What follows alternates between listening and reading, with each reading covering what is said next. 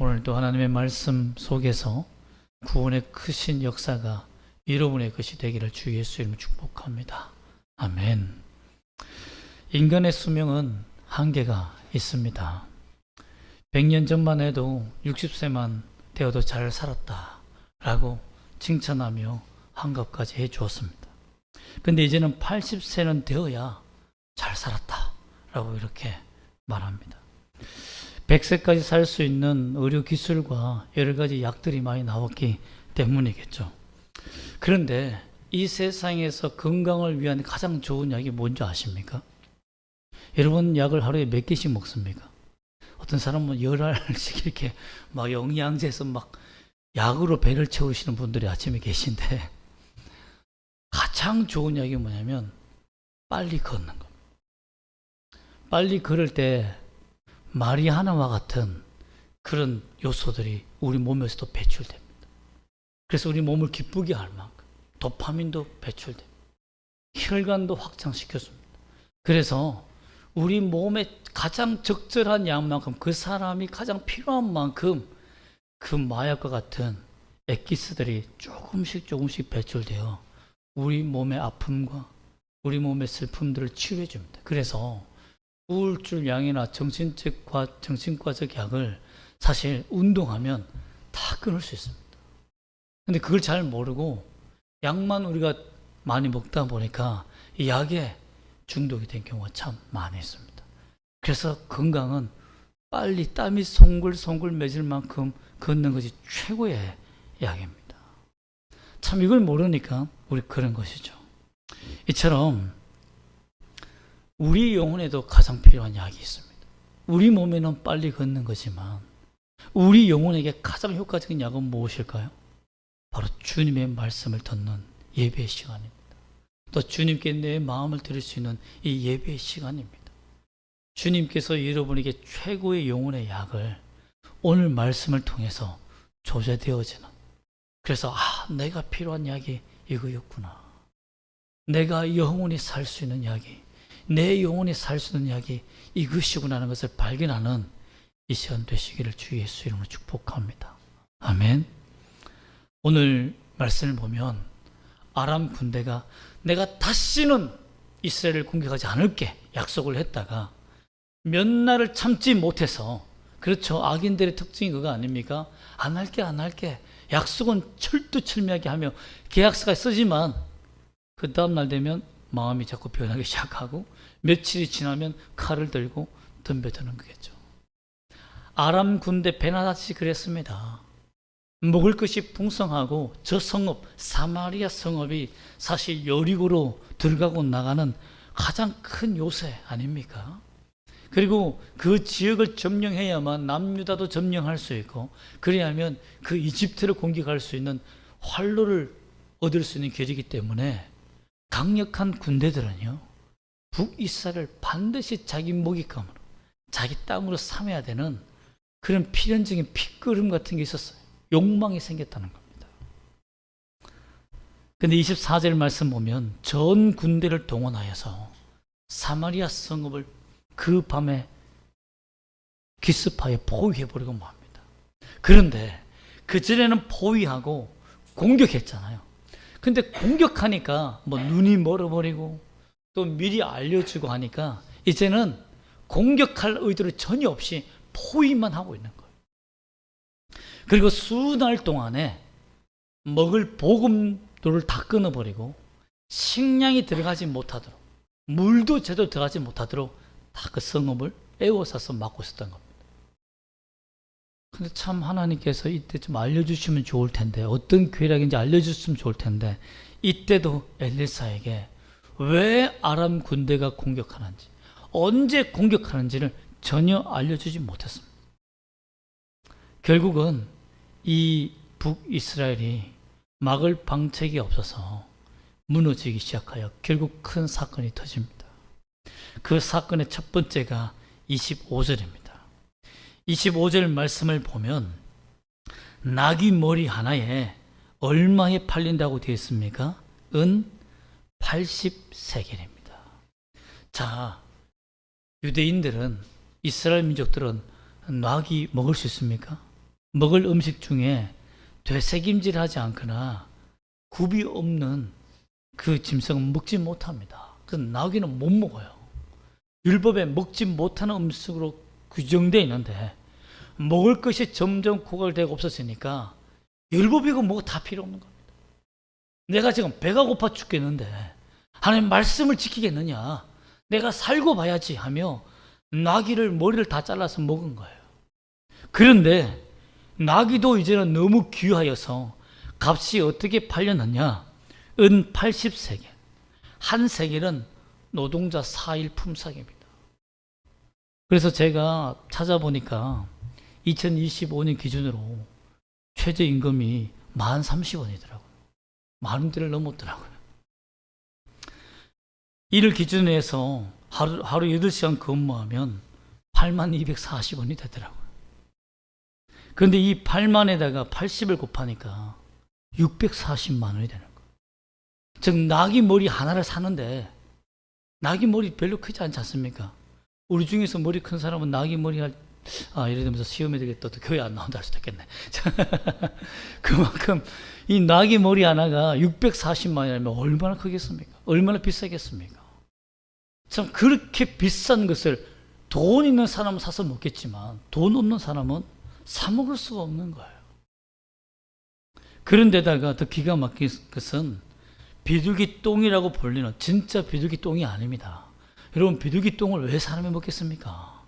그 맛도 없는 그 비린내 나고 냄새 나는 것을요, 덜 익은 콩을 말합니다. 익지 않은 콩, 막 쓰고 막 정말 단단하고 그 콩을 4분의 1로 등분해서 파는데요, 은 5세겔, 약 40만 원 정도 되는 돈에 팔았다는 거예요. 여러분, 콩 한 쪼가리 사는데도 그냥 줘 이러면 줄 콩을, 그걸 우리는 콩 한 조각도 반을 나눠 먹는다는 말 속담이 있지만 그걸 4분의 1로 나눠서 먹는다. 그런데 40만 원 내놔. 여러분, 이건 폭리 아닙니까? 완전 깡패죠. 그만큼 먹을 것이 없었다는 거예요. 이것은 뭐냐면 이제는 뭐라도 내가 먹겠다는 이런 폭력성과 잔인성으로, 잔혹함으로 백성들이 가득해 자고 있었다는 겁니다. 이런 상황 속에서 한 여인이 왕께 찾아와서 도와달라고 외칩니다. 근데 왕이 백성들에게 가장 상처 깊은 말을 듣는, 왕도 참 백성을 공감하지 못해요. 27절 말씀 한번 읽어볼까요? 27절 시작. 27절입니다. 왕이 이르되 여호와께서 너를 돕지 아니하시면 내가 무엇으로 너를 도우랴? 타작마당으로 말미암아 하겠느냐? 포도주 틀로 말미암아 하겠느냐 하니라. 이 말은 뭡니까? 하나님이 너희를 버렸다. 하나님이 너를 버렸는데 내가 무슨 수로 너를 돕겠느냐 하며 책임 회피하라. 왕이 무엇이라도 해야죠. 그런데 나는 책임 없다. 내 책임 아니야. 이 나라가 망한 것은 내 책임 아니야. 하나님 탓이야. 라고 하나님을 원망하고 있는 거예요. 그냥 성경을 자세히 보면 여호와께서 너를 돕지 아니하시면 믿음이 좋은 것처럼 보이지만 아니에요. 신의 탓이다. 내 탓이 아니다. 나는 너에게 도울 힘이 없다. 라고 말한 겁니다. 즉 하나님이 너를 버렸다. 백성은 찾아와서 나의 주 왕이여 도와주소서 라고 외쳤는데 나는 너 주 왕 아니다. 그를 책임을 질 수 있는 사람이 아니야. 여러분, 진짜 그렇지 않습니까? 사람은요, 우리를 책임져 주지 않습니다. 어떤 사람도 우리를 책임져 주지 않아요. 위기 때는 자기 살 길을 찾아가는 것이 사람들 아닙니까? 왕은 하나님을 원망하고 있었던 것입니다. 그 불평을 직접 얘기하지 못하니까 백성들을 통하여서 말하고 있었던 거예요. 근데 상황은 더 악해져만 갑니다. 28절과 31절 말씀을 요약하면 이렇습니다. 한 여인이 찾아와 왕께 재판을 구합니다. 무슨 일이냐? 라고 하니까 여인이 고발합니다. 왕이시여, 저 여인이 아주 간교한 말로 우리가 배가 고파 죽겠으니까 네 아들을 먼저 내놔라. 그러면 내 아들을 다음날 내놓겠다. 그러니까 묻고 일단 살자. 이 나라가 망하는 것보다 살아야 되지 않겠느냐 라고 하는 그 말에 정말 우리가 내 마음이 동하여서 내 아들을 먼저 내놓았는데, 저 여인이 자기 아들을 먹을 날에 숨겼나이다. 자기 아들을 숨겨놓고 내 아들만 죽였습니다. 그럼 어떻게 고발하는 게 맞습니까? 왕이 이 문제를 해결하기 위해 우리에게 식량을 주소서 이렇게 얘기해야 되는데, 저 아이를, 저 여인의 아들을 내게 주소서, 내가 먹겠나이다 이렇게 말. 여러분, 이렇게 잔혹한 세상이 또 있겠습니까? 예전에 탈북한 한 여성이 우리 마을에 정말 어린 아이를 잡아먹는 이런 일이 있어서 고통스러웠다라는 간증을 제가 들은 적이 있는데요. 얼마나 사람이 배가 고팠으면 사람을 잡아먹겠습니까? 전쟁 중에 있었던 것이 인육을 먹는 사건이 많이 있었지만 사람들이 얼마나 배가 고프고 분노에 침울했으면 남의 자식을 잡아먹는 것에 대해서, 내 자식을 잡아먹는 것에 대해서 죄책감 없는 그런 시대가 되었겠습니까? 완전히 영적으로나 육적으로나 완전히 피폐하고 무너진 시대가 되었다는 것입니다. 이 말을 들은 왕이 옷을 31절에 보면 옷을 찢어버립니다. 어떻게 이런 일일 수 있느냐? 분통을 참지 못하고 그가 한 말이 뭡니까? 참, 이 19금인데요. 참, 엘리사의 머리와 몸이 붙어 있지 않겠다. 그 머리와 몸통을 분리시켜버리겠다. 라고 하며 그 분노를 엘리사 때문이다. 왜 그랬습니까? 왜 아람 군대를 전멸하지 않았느냐? 우리가 지난주에도 봤지만 아람 군대가 점령하러 왔을 때에 눈을 하나님이 멀게 하셔서 그 군대를 사마리아 성읍에 다 가지고 데리고 왔잖아요. 그때 왕이 뭐라고 했습니까? 죽이리까? 이 군대를 치리까? 몇 번이나 공격하는 이 군대를 쳐서 이젠 다시는 이 원수가 공격하지 못하게 하오리까? 우리가 몇 번이나 약속을 지켜줬습니까? 그때 엘리사가 뭐라고 했습니까? 가만두어라. 그래서 돌려보내줬더니 이제는 백성이 자식을 먹어야 사는 이런 고통에 빠지니까 엘리사의 판단이 틀렸다 라고 생각하는 거죠. 엘리사, 너 탓이다. 내가 반드시 죽이고 마겠다 라고 하여 엘리사를 죽이기 위해 분노에 휩싸여서 병사를 보내서 죽이게 만들고, 엘리사도 그 왕, 여호람 왕도 그 뒤를 따라오게 되었다라는 것입니다. 여러분,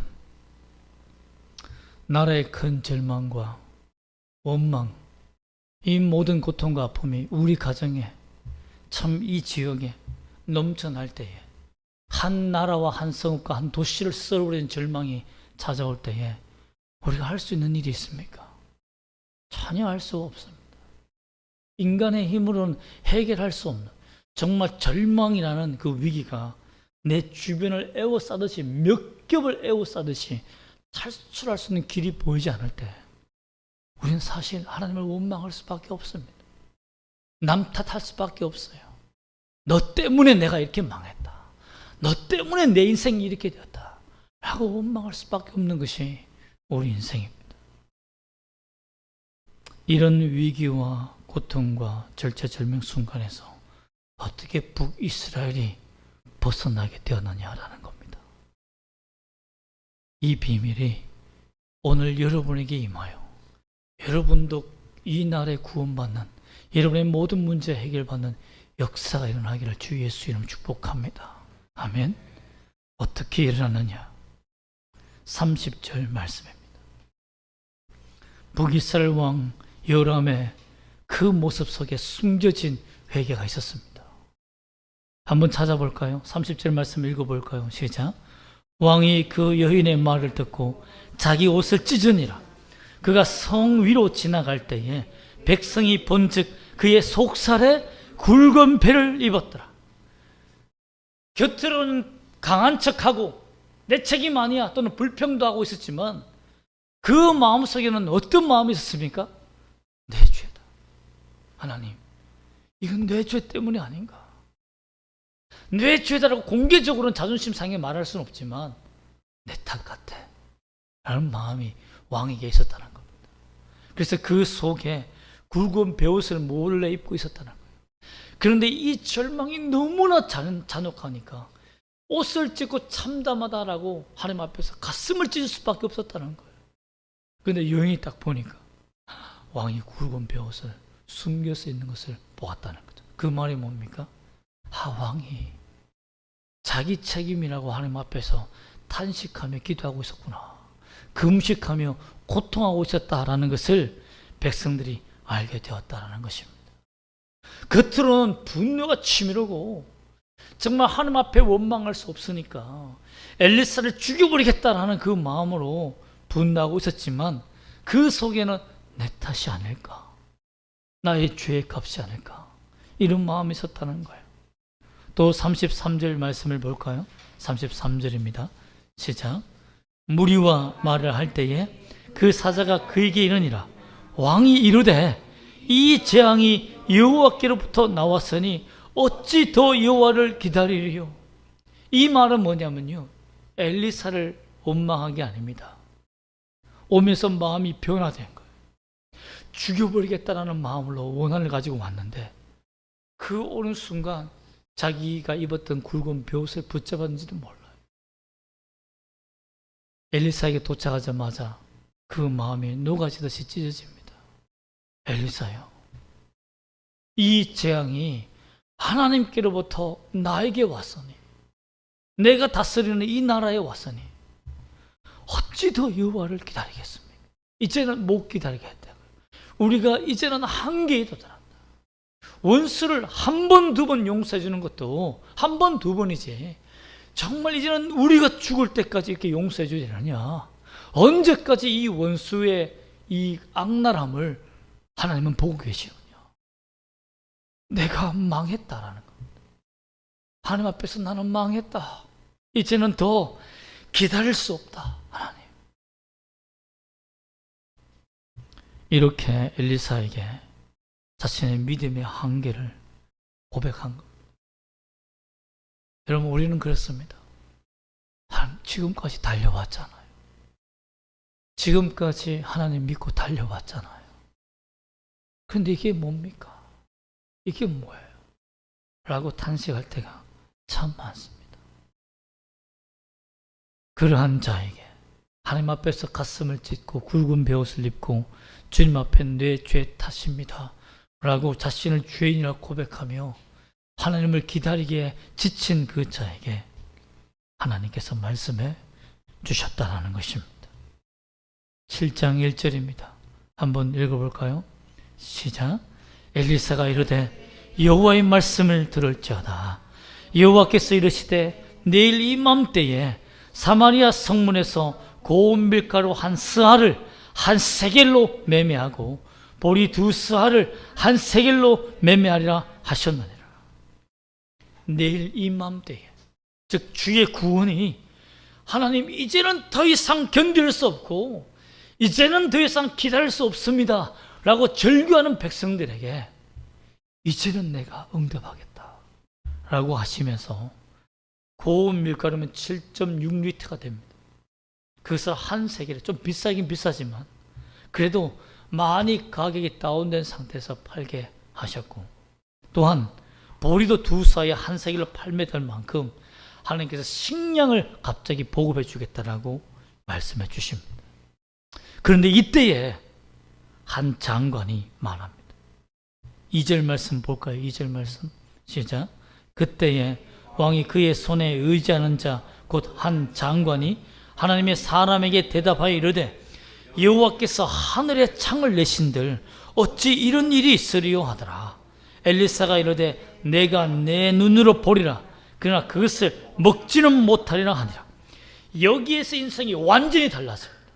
하나님께서 반드시 너를 구원하시고 너의 인생을 회복시킬 것이다 라고 말씀하셨는데 나는 못 믿겠다.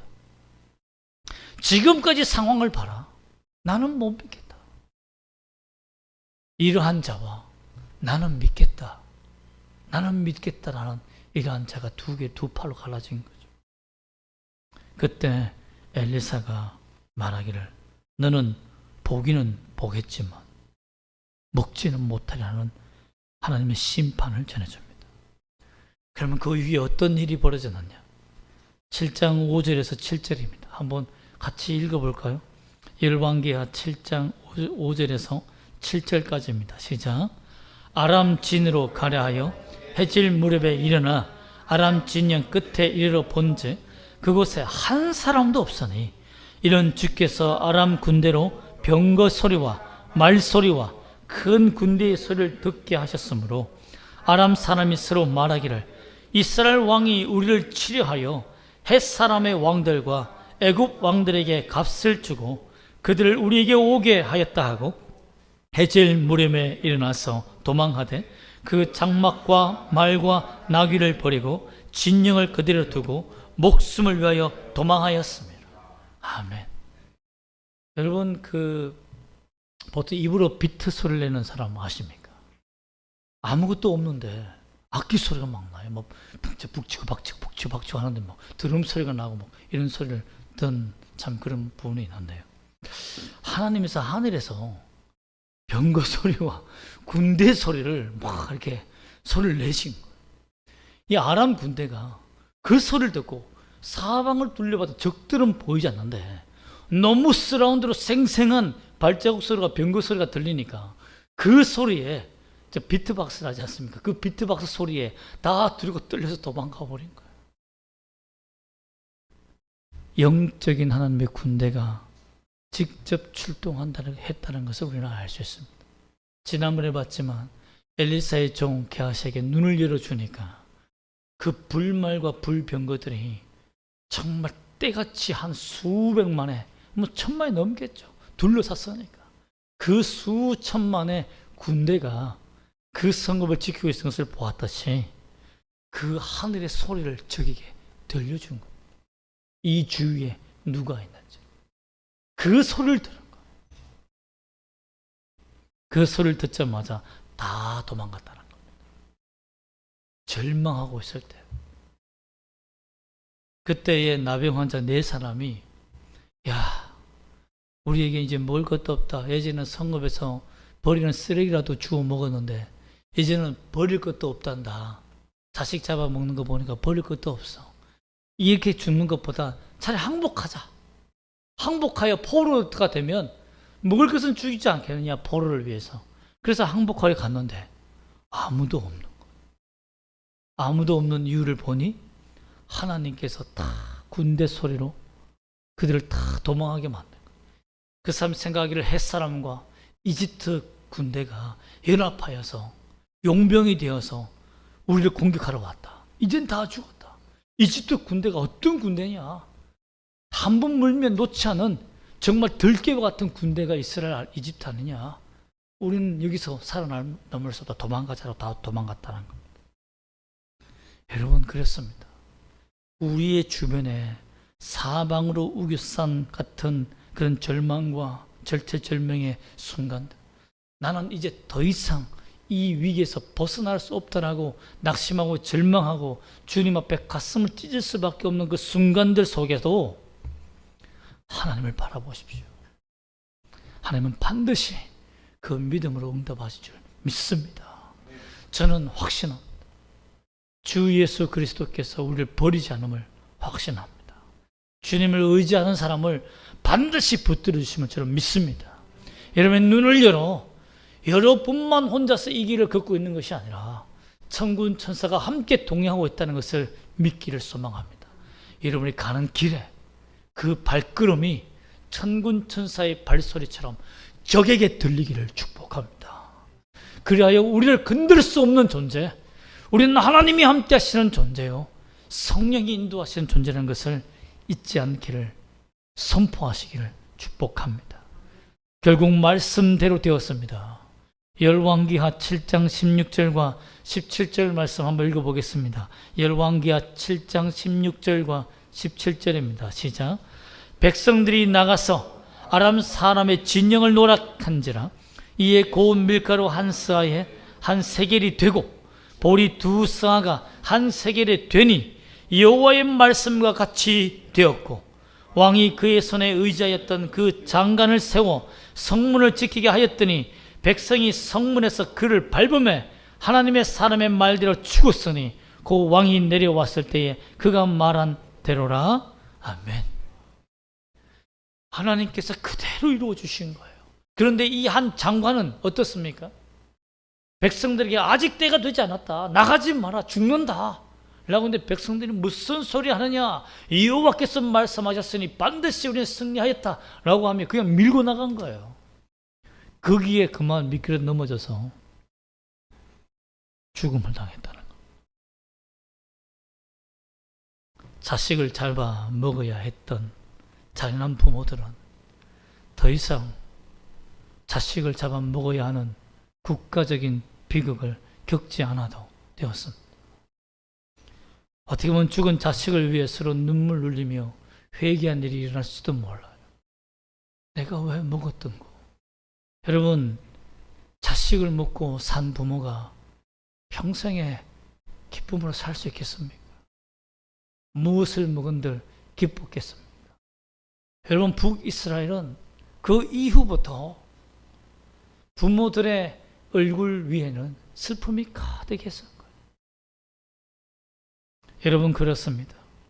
조금만 더 믿음으로 견뎠더라면 왕이 엘리사에게 엎드려 가슴을 찢으며 하나님을 더 기다릴 수 없습니다, 우리에게 하나님을 보내달라고 간절히 기도하여 엎드렸더라면, 분노에 사무쳐서 엘리사를 죽이겠다고 돌아오는 길에 정말 그 마음에 하나님께서 은혜를 주셨기 때문에 그가 마음이 변화되고 기도하여서 응답이 된 것이지, 그대로 있었으면요 아무 변화도 없었을 것입니다. 그러므로 여러분, 절체절명의 순간에 여기서 하나님의 말씀에 아멘 하느냐, 아멘 하지 않느냐, 여기서 우리의 인생이 달라지는 겁니다. 나의 모든 죄를 다 용서하시는 분이 예수님이다 믿느냐, 믿지 않느냐, 여기서 내 인생의 구원이 달라지는 거예요. 믿음은 입는 것입니다. 여호람 왕이 굵은 베옷을 입은 것처럼 우리는 믿음의 옷을 입어야 하는 것입니다. 내 믿음의 한계는 있습니다. 저도 믿음의 한계가 있어요. 저는 뭐 천하무적 믿음을 가진 존재가 아닙니다. 저도 흔들리는 믿음이 있습니다. 그때마다 내 믿음의 한계를 넘어서야 합니다. 내가 갈 수 없는 그 믿음, 내게 주어진 그 믿음의 한계를 가지고 한 발자국 더 가보는 거예요. 그것이 너무 중요합니다. 어찌 여호와를 기다려? 믿음의 한계를 끝까지 견디며 기다렸던 백성들에게 하나님께서 역사하신 것처럼 반드시 하나님이 내 믿음의 한계 끝에 다가와 손잡아 줄 줄 믿습니다. 또한 7절 1절 말씀처럼 하나님은 반드시 우리를 구원하시기 위해 준비하시고 오심을 믿어야 합니다. 미리 예견해 주셨고 미리 군대를 파견해 주셨고 그 마병 소리가 들렸다는 것은 이미 그 군대가 주둔하고 하나님의 천군 천사가 주둔하고 있었다는 것을 알려주는 것입니다. 나의 모든 고통과 아픔을 하나님 왜 돌아보지 않습니까? 그런 군대가 있는데 내 믿음의 한계를 넘어서기를 원하시는 것입니다. 사탄은 농락합니다. 야, 불가능한 일이다. 어제도 불가능했고 오늘도 불가능했는데 내일이야 무슨 변화가 있겠느냐. 우리는 경험적으로 절망과 불평이 습관화되어 있습니다. 제자들도 우리가 큐티를 봤을 때도 제자들도 풍랑 속에서 노를 젓다라는 말이 있는데요. 노를 젓다는 말은 뒤로 밀려나다라는 의미입니다. 이 말은 풍랑과 싸운 거예요. 그런데 주님의 명령을 따라 건너가야 되는데 주님의 명령을 이행하기 위해서 노를 젓고 가야 되는데 계속 밀려가는 거예요. 계속 밀려가는 거예요. 그때 주님이 오셔서 하신 말씀이 뭐냐면, 내가 여기 있다. 내니 안심하라, 두려워하지 말라라고 되어 있습니다. 사르에이트 에고에임인메 포베이세세라는 헬라어 말은, 에고에임이 내가 여기 존재한다. 내가 여기 있다. 내가 여기 있다. 이 말은 풍랑 가운데 절체절명 순간에 나는 여기 존재한다는 겁니다. 어떤 곳에서도 나는 너와 함께 있다는 것을 하나님이 선포하신 겁니다. 주님이 우리의 믿음이 내가 최선을 다해서 노를 젓고 나아가며 그 풍랑과 싸우려고 할 때, 그래서 더 이상 이제 밀려날 수밖에 없을 때 주님이 힘을 더해 주신다는 것입니다. 여기서 알 수 있는 것은 뭡니까? 주님이 다 하세요. 이게 안 통한다는 거예요. 주님은 내가 하고 그 위에 주님의 힘을 더해 주시는 것이지, 주님이 다 하셨습니다. 그런 거 없습니다, 여러분. 그런 거 없습니다. 그냥 우리가 주님이 다 하셨습니다라고 그 영광을 돌려드리는 것이지, 세부 사항을 다 따져보면 내가 처절하게 기도하고, 내가 처절하게 헌신하고, 정말 처절하게 거룩함을 위해 싸울 때 하나님이 내 한계 앞에 주님이 나타나셔서 역사하신 것이지, 주님의 도우심은 그때 나타나는 겁니다. 체조 선수들을 보면 백덤블링을 하는 것을 봅니다. 뒤로 확 넘어가는 멋있는 장면이 있잖아요. 근데 처음부터 그들이 그렇게 잘하지 못해요. 그런데 코치를 믿고 뒤로 넘어가면 코치가 넘겨줍니다. 틀림없이 머리를 박을 위기인데도 살짝 넘겨져요. 근데 그 몸이 그 넘겨줄 때의 그 힘과 스피드를 기억합니다. 아, 이 정도의 스피드로 회전해야 넘어가는구나. 그래서 계속 그 스피드를 몸이 기억했을 때 코치가 손을 싹 놓으면 넘어가는 겁니다. 믿음의 훈련도 똑같습니다, 여러분. 우리의 믿음이 클 수 있습니다. 주님은 우리의 믿음이 그 한계에서 더 커지기를 원합니다. 그리고 하나님의 능력이 내 믿음의 한계를 넘어 나타나기를 주님은 기대하고 고대하고 계신다는 겁니다. 완벽한 영적 백덤블링을 할 수 있을 때까지 나를 도우시고 나를 떠나지 아니하시는 하나님을 만나시기를 소망합니다. 오늘 이 예배가 이름을 치료하는, 영적으로 회복하는 약이 되었기를 주 예수의 이름으로 간절히 소망합니다. 아멘. 기도하겠습니다.